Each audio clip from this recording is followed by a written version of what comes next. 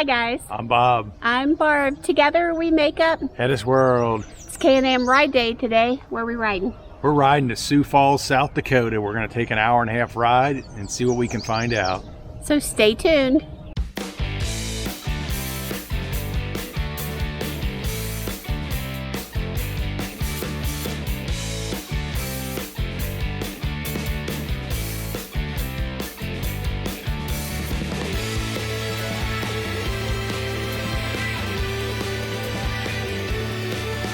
We're leaving the campground in Iowa again. It is a beautiful sunny day, and it's a great day for a ride.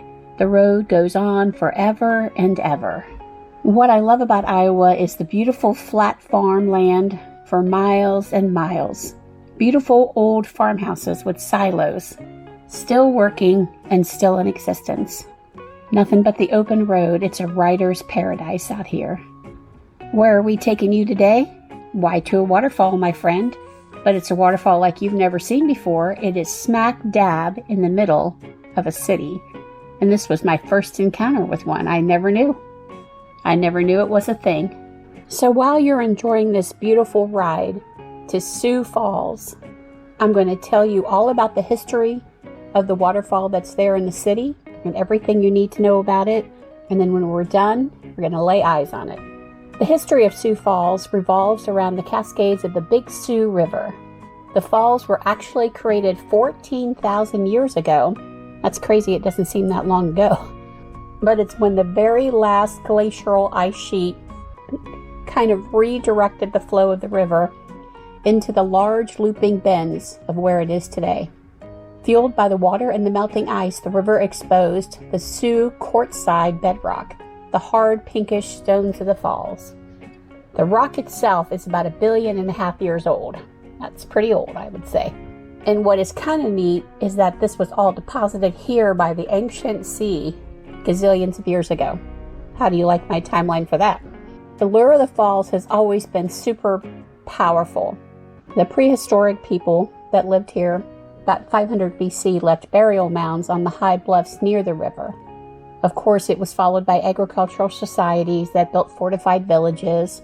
The nomadic bison hunters of the tribes of Lakota and Dakota arrived somewhere around the 18th century.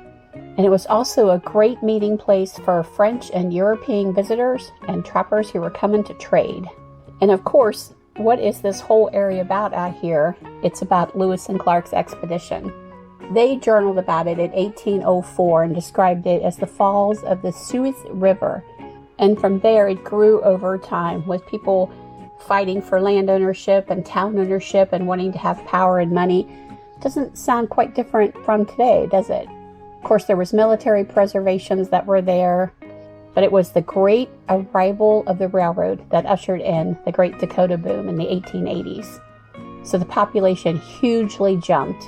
But what's also very interesting is at this time, around 1890, there was a severe plague of grasshoppers, which stopped the boom.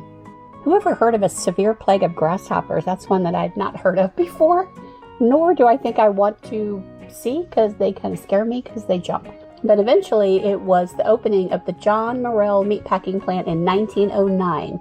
It established air bases, military radio, communications, highways, all the way up into the 1960s, which eventually led into the 20th century we have today. And then a fun fact for you is that I used to work at Chiquita in Human Resources and Benefits, and Chiquita owned John Morrell, and I was at the John Morrell plants in the 90s. So now I think it's time that we lay eyes on the waterfall. But we're in Sioux Falls, South Dakota, so we're going to go check out the falls that the town is actually named for. So welcome to this natural beauty. This is a waterfall like any other waterfall I've ever been to or ever been to since we stopped here. This is a waterfall that goes on and on and on.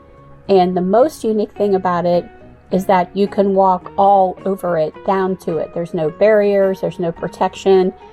There are walkways and there are stairs, of course, but you can walk all over the rocks. And the rocks that you see here is the pink quartzite, but it has been worn down over time by so much foot traffic.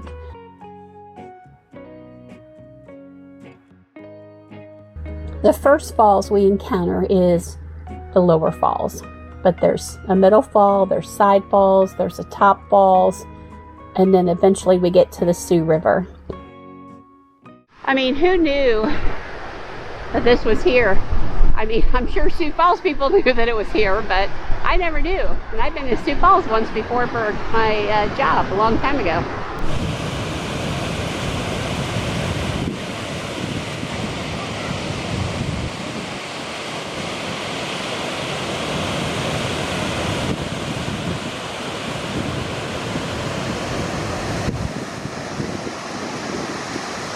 So every body of water I come to, I got to put my little foot into it. Got to touch all the water every place I go. Bob knows that I am dangerous, so he holds on to me in these particular places because he knows I will go down because I'm filming and I'm looking around and I'm overwhelmed by what I am seeing.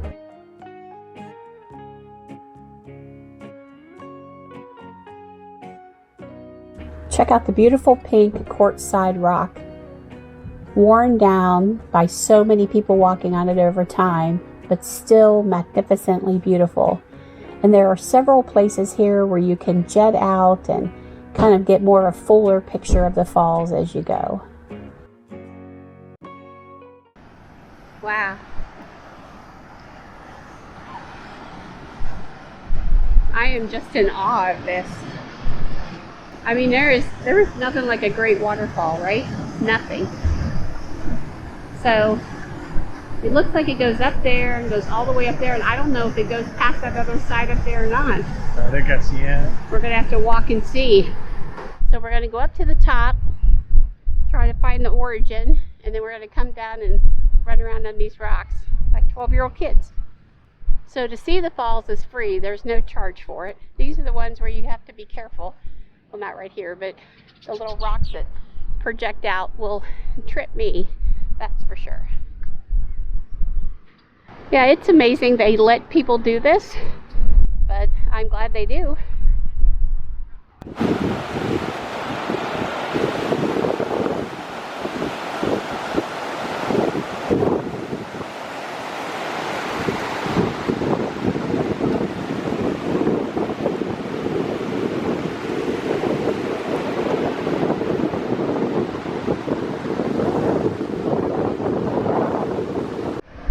So we're going to walk around, but we believe it starts back there where you saw it coming in, and it comes all the way down to where over here it just becomes quiet.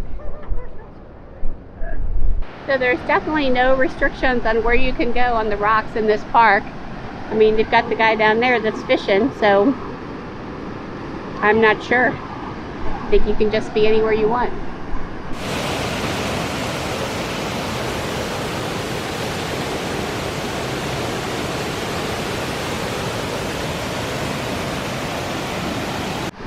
This is your tranquility moment. You got a lot of stuff flowing through you all the time. You got to let go of it and let it go. Let it blow away. Just like the foam you see down there. Let it blow away. Be happy with who you are. You're only here once in a lifetime. Live it, love it, enjoy it, embrace it. You are everything. But this is an old flour mill that was built here, the Queen Bee, and it used to be 7 stories tall. It was built with the quartzside rocks that are found here, and that's the old telephone and water turbine. So this is the Sioux Falls River here. We have found the source where it starts. So that's where we were. You've got the water coming down here, coming around. And then look at all the places it can flow to. Coming down over there, flowing down through here. But I love it that it's each finding its own path, just as we need to find our own paths. And it continues on to the bigger falls over here. I don't know about you guys, but I definitely think you need to come here and see this. It's incredible.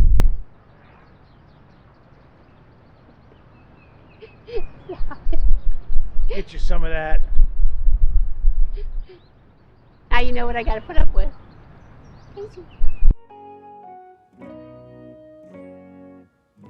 How many steps?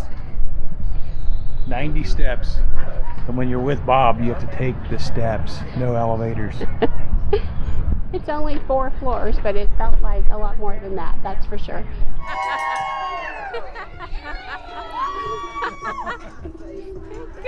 The Ark of Dreams caught our attention, so we thought we would check it out. This sculpture is a tribute to the dreamers of the past, present, and an inspiration to the dreamers of the future. It has a 15-foot gap and it's 85 feet above the river, and it represents the leap of faith dreamers take to see their dreams come true. I don't know, I kind of like it. So we hope that you like this video, that you'll give it a thumbs up, and smash up that notification bell. Give us your comments. Give us your favorite city waterfall. So remember, we're HetteshWorld. Come travel in our incredible world.